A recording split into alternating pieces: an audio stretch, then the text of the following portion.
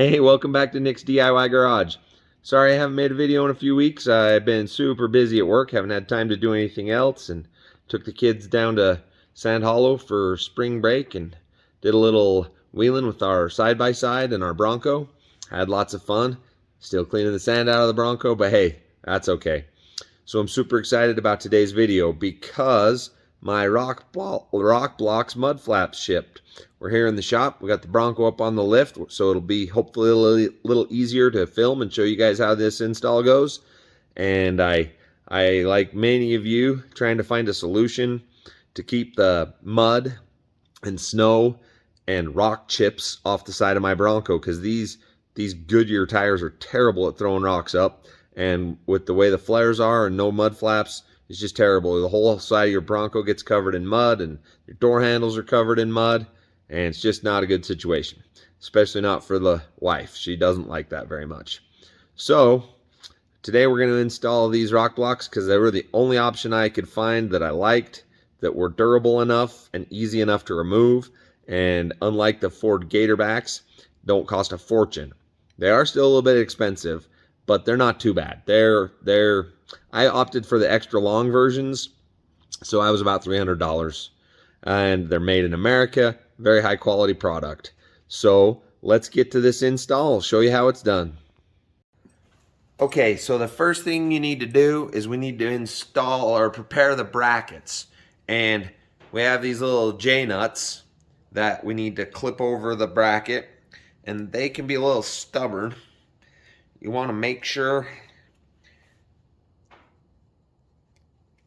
oh yeah, they're stubborn like I thought. You want to make sure that the flat part of the J-nut goes forward where this notched out part of the bracket is. Whoops, dropped one. See if we can get these guys to cooperate. Go on. There we go, got one there.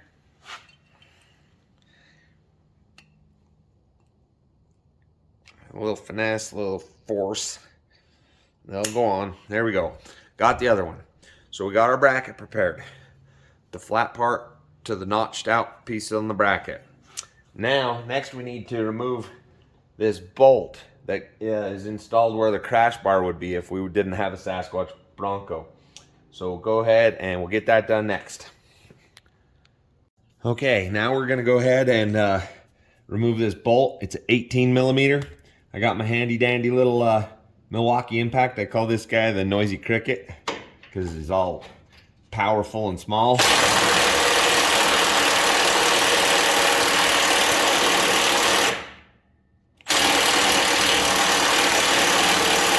Oh, of course my battery's dead. Okay, we got a fresh battery here.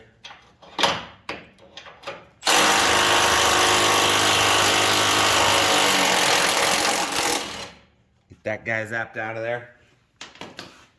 Then we're going to take 2 of the supplied bolts. They're going to come with your kit if you have the Sasquatch package. And 2 of the washers. And we're going to place those guys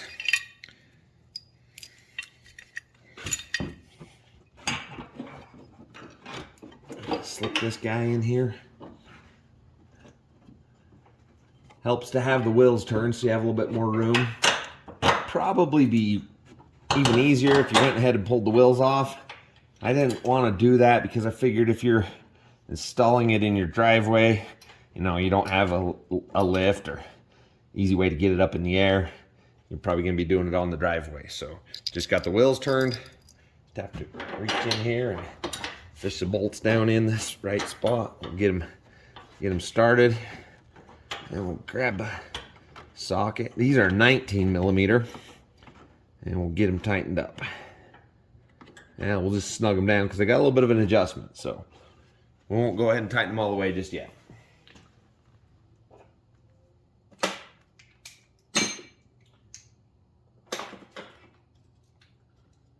This is where if you have a wobbly or a universal socket, that will really kind of help because you'll be able to get in there Whoop, better put it forward. Maybe I can't get in there with that. Maybe with an extension.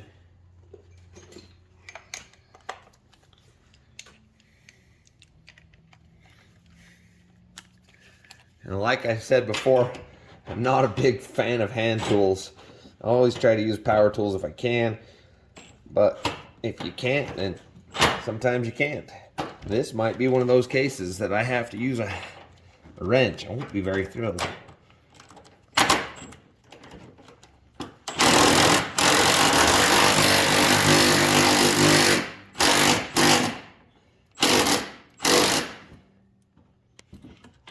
There we go.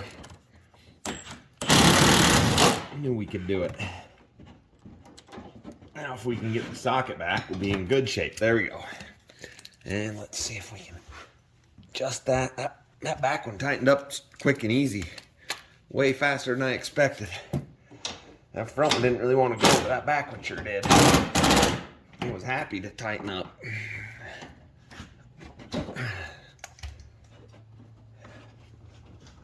Come on, get out of there. There we go. We'll leave her just a little bit loose while we prepare the flaps. Okay, so with the flap, with the etch side up, you're gonna take these little flange nuts, and the flap is actually hexed, and you're gonna push them down into the hex. They can be a little bit stiff. They recommend, if you can't get it to go in, to take a mallet and not hit it, but just put pressure on it to push them down in.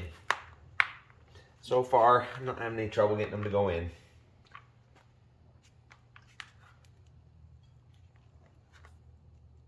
Speak too soon.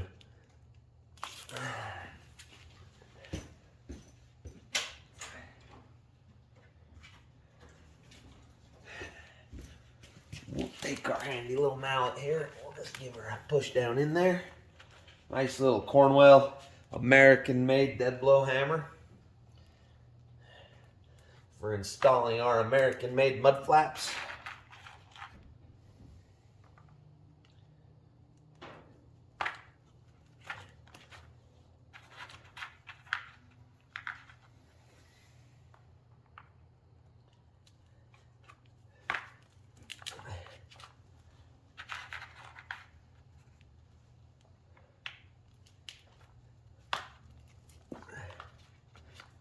Okay, once you have all your flange nuts pressed in, go ahead and turn the mud flap over so the etch side is down.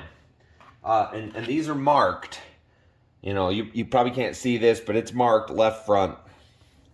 I'll turn it face down, and then you're going to take your left front bracket A, and you're going to set your bracket A on, and then you're going to take your left front bracket B, and you're going to set your bracket B on with the etched side down. Okay, then you're going to take your little Allen screws, and they recommend using a little medium strength thread locker. So you're going to go ahead and put just a little bit of thread locker on the threads, and go ahead and start them in. And after you get all those guys in and tightened up, you can go ahead and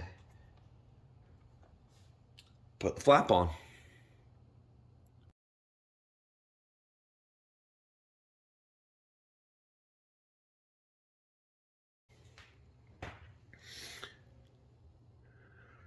Okay, now we got those all tightened up.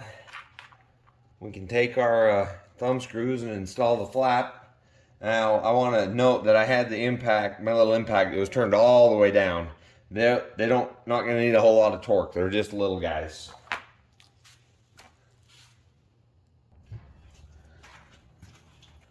Okay, so to install this guy, it's going to slide in just like this. There the holes line up for the thumb screws.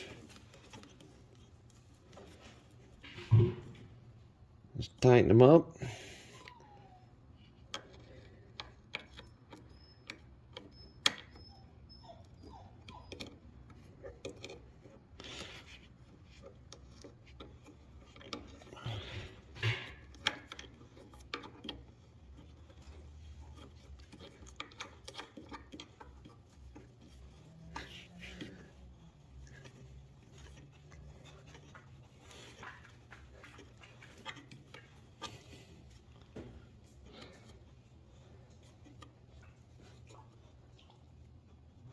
Okay, so there it is.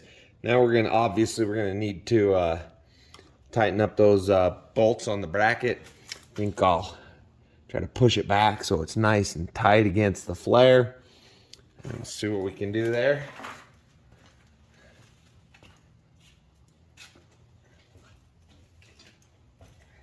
Hi, Penny. Penny's here. She was dying outside in the backyard. She couldn't stand being away.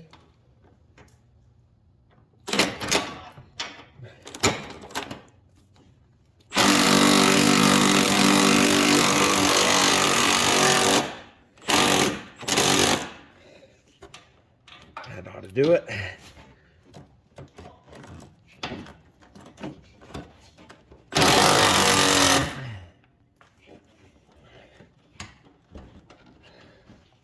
All right, there she is, all installed. Looking pretty good. I'm gonna go ahead and get the other one on, and then I'll get it down and get some pictures of it down.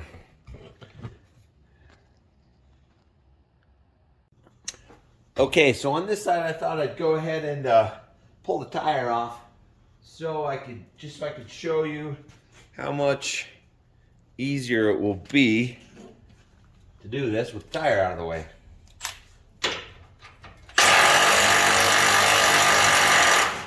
Go ahead and pull that bolt out of there. Got our bracket prepared already with the J-nuts in there. Go ahead and guys slip down in there. Get him started. Get the other one in here.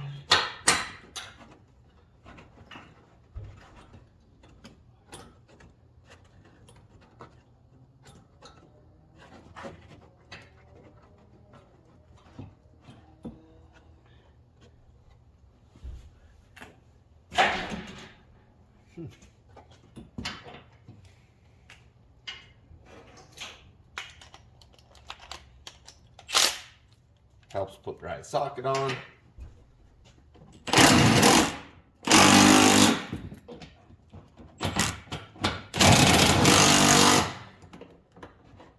Okay. So I think I found on the other side that we want to push that guy all the way back.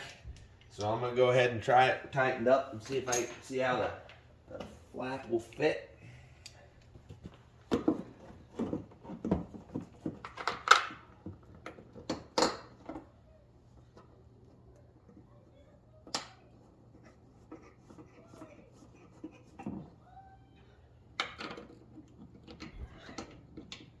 Generally, when you're putting something together, you just want to get all the bolts started before you tighten them down. That should probably be the case here as well with this. Just go ahead and get those down nice and snug. And as you can see, it's a lot easier, so it's probably well worth the time of jacking it up, taking the tire off, just make it a little bit easier on yourself. That's that. We'll get it down and get some pictures of the flaps. All right, so here we are.